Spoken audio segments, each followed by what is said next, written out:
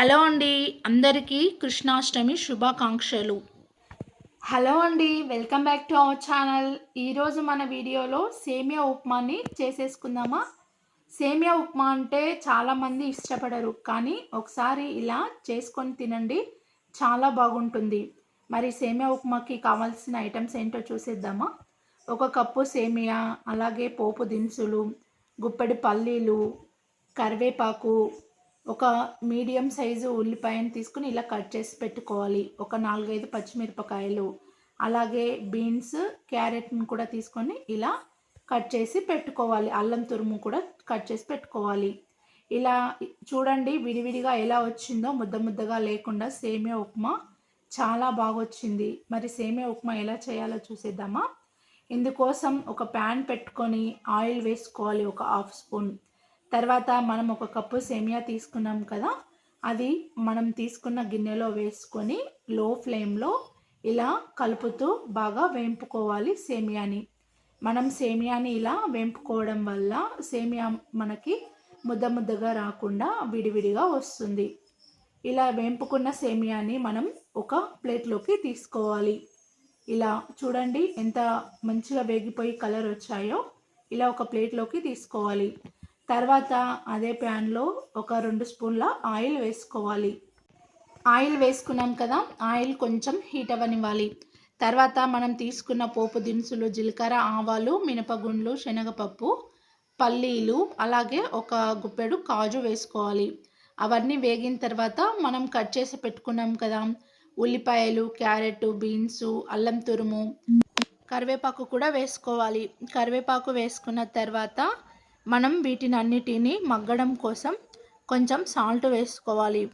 Salt వేసుకున్న తర్వాత ఒకసారి మంచిగా కలుపుకోవాలి.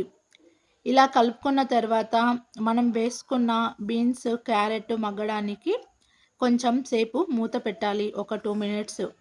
2 మినిట్స్ తర్వాత మనం మూత తీసి చూస్తే వేసుకున్న వెజిటేబుల్స్ బాగా మంచిగా ఉడికిపోయి ఉంటాయి. ఇప్పుడు వీటిని అన్నిటినీ మూత తీసిన తర్వాత ఒకసారి బాగా కలుపుకోవాలి. తర్వాత మనం 1 కప్పు సేమియా తీసుకున్నాం కదా, అదే కప్పుతో మనం వాటర్ పోసుకోవాలి. 1 కప్పు వాటర్ పోసుకోవాలి. వాటర్ తక్కువగా అనిపిస్తే కొన్ని యాడ్ చేసుకోండి. నేను పోపులో పసుపు వేయలేదు కదా, ఇప్పుడు వాటర్లో వేసాను, మర్చిపోయాను పసుపు వేయడం. పసుపు వేసిన తర్వాత ఒకసారి కలుపుకొని ఇలా మూత పెట్టుకోవాలి. మూత తీసి చూస్తే నీళ్ళు ఇలా మరుగుతున్నప్పుడు మనం సాల్ట్ వేసుకోవాలి. సాల్ట్ వేసుకున్న తర్వాత మనం వేయించి పెట్టుకున్న సేమియాని ఇలా వేసుకోవాలి వాటర్లో వేసుకున్న తర్వాత ఒకసారి అంతా మంచిగా బాగా కలుపుకోవాలి. ఇలా కూరగాయలన్నీ మంచిగా కలుపుకోవడం వల్ల బాగా ఉడుకుతాయి సేమియాలు ఉడకడానికి మనం మూత పెట్టుకొని సిమ్లో పెట్టుకోవాలి.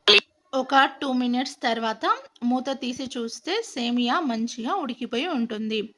మొత్తం ఒకసారి మెల్లిగా ఇలా కలుపుకోవాలి. ఇలా కలుపుకున్న తర్వాత చూసుకోవాలి, మనం ఒకసారి చెక్ చేయాలి ఉడికిందో లేదో. మొత్తం మంచిగా ఉడికిపోయిందండి సేమియా మొత్తం ఇలా ఉడికిపోయిన తర్వాత ఒక్కసారి ఇట్లా మెల్లిగా కలుపుకొని మనం సర్వ్ చేసుకోవాలి. అంతే అండి, ఎంతో టేస్టీ అయిన సేమియా ఉప్మా రెడీ అయిపోయింది. చూడండి ఎంత విడివిడిగా వచ్చిందో సేమియా ఉప్మా, చాలా బాగుంటుంది. మీరు కూడా ఒకసారి ట్రై చేయండి. సేమియా ఉప్మా అంటే ఇష్టం లేని వాళ్ళు కూడా చాలా ఇష్టంగా తింటారు. మన ఛానల్ని లైక్ చేయండి, షేర్ చేయండి, సబ్స్క్రైబ్ చేసుకోండి. Thank you for watching.